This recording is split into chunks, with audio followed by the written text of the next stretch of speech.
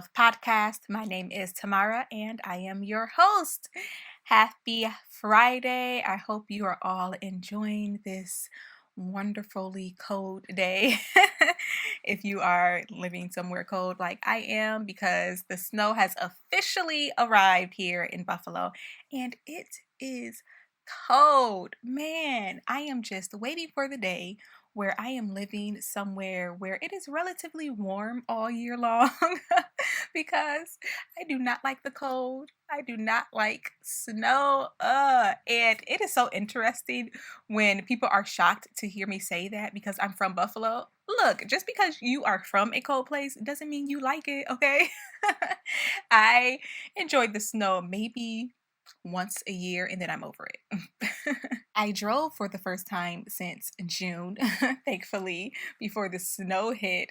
If you don't know, we moved to Buffalo, my hometown, for the rest of the year because of the pandemic. Long story. But my husband, thankfully, has been back to work. So he's been driving back and forth to New York for work. But this past week, he was in LA. So he obviously flew. So I needed to make a Trader Joe's run. And I felt like such a tourist because I didn't start driving until I was in college. And I went to college in Atlanta. So I know like the bus routes here in Buffalo. So anytime I'm driving, I'm kind of looking confused. Luckily, we still have the New Jersey plates on, so I just, it's okay that I look like a tourist. But that was cool. But the interesting thing was, I was like, oh, this is the first time I'm out with Selah, like by myself. And I was thinking, like, okay, what am I going to do? Because I have to get groceries. I need to get a card. Because sometimes we just put like stuff in the bottom of the stroller. But I knew that everything wasn't going to fit. So I bought my carrier just in case I wanted to carry her in, but I also didn't want her to be exposed. So I get there. I was like, you know what? I'm just going to carry like the handheld basket. And I did. Everything worked out fine. So, that was like a little adventure for me. That's so funny because had not this pandemic hit, I would have experienced that already, going to the grocery store by myself with my daughter.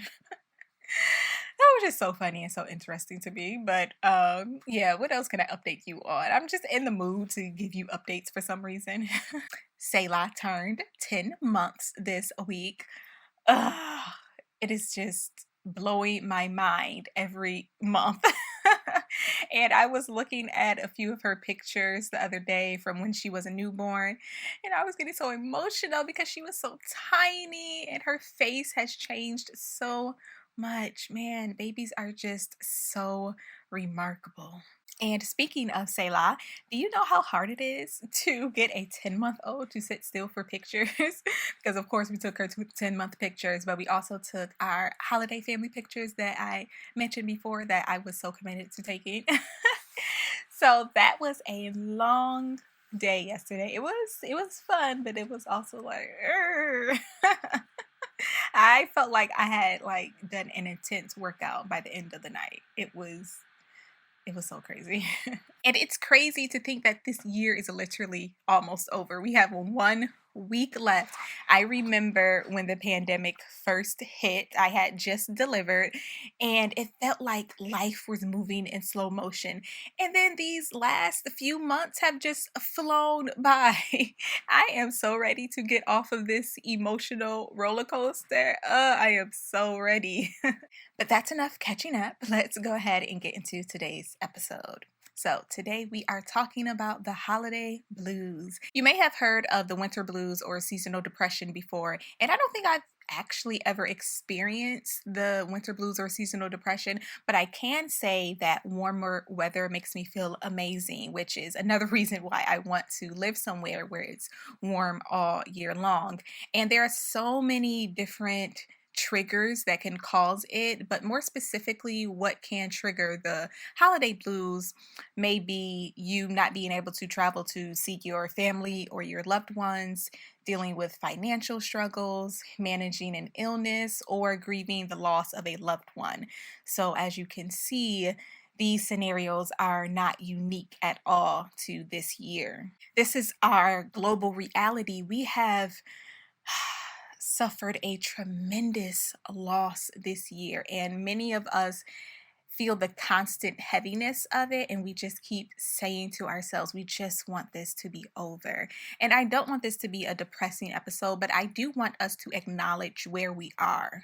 And sometimes I get annoyed when I'm going through something and somebody says something like, well, you're not the only one experiencing that. That's not helpful at all. And it also makes you feel like you're being accused of being selfish or self centered. And that's not the case at all. You're just responding to your own personal stimuli. I will say, personally, for me, experiencing this collectively as a human race has allowed me to not fall so deep into grief. And I am just so grateful to have my life and that my family has their lives because, again, there has been so much loss. We have all been impacted in so many different ways while in the same way. So, experiencing the holiday blues this year is completely understandable. We have encountered a lot of change, which can really trigger the holiday blues and sometimes make it even worse. So, some of the symptoms are difficulty concentrating, feeling irritable or angry, feelings of exhaustion and fatigue, feelings of loneliness, lack of pleasure in normal activities, losing interest in activities that you normally enjoy,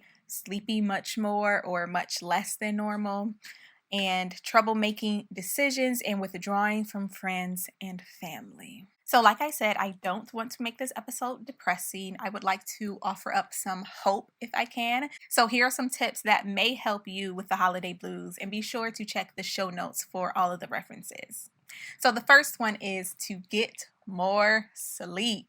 This should always be on your get healthy list, but how many of us are spending a lot more time on our devices because we are always at home? But it will definitely improve your mood and just help you jumpstart your day. And I know for me, I sometimes feel like a toddler because I get really cranky when I need to go and take a nap. Two, be open to new traditions. We can all relate to this. We have had to pivot in so many ways. There have been countless Zoom weddings. We've just gotten really creative with how we can show up and show support and just celebrate these special moments. I know it is not the same, but we are making lemonade. Number three is get support. I am definitely one of those people who self isolates when I'm going through something, but I do understand the importance of support and community. And I know this is really difficult during this time, but try to stay connected. That's one of the amazing things about our devices is that we really can stay connected to all of our family and our friends and loved ones. And virtual therapy, BetterHelp, and therapy for Black girls are some good resources that you can start with if you do need to seek professional help. Four, avoid overeating. Listen, it is so easy to overeat when you are just at home all day. Even if you have a productive day, sometimes you're just like snacking just to power through your day. We have got to get a hold on this. Junk food and processed food sales have soared since the pandemic hit. It is crazy. So we must be mindful of our mindless eating. Five is exercise. I'm always promoting exercise because I know how good it is for you. This is the year of the home workout, so it doesn't have to be anything intense. Just make sure you are moving your body. It is going to make you feel so good about yourself, literally and figuratively. Six, revisit an old habit or develop a new one. Look, adult coloring books are it. And I just love to doodle anyway. Listen, you can give me a kitty coloring book and I will just have the best therapeutic moment ever. But really, I think as we get older, we tend to lose or do away with some of our habits because we're so focused on I guess what we consider to be more important things. But think of that happy habit as self-care, if you will. It's something that can really just ignite your creativity or just put you in this really calming place. It's kind of like meditation for some people. So find yourself a good habit, a good hobby, and some really good time. And number seven, limit alcohol. Excessive drinking can amplify negative feelings, and it's just not a healthy habit to begin with.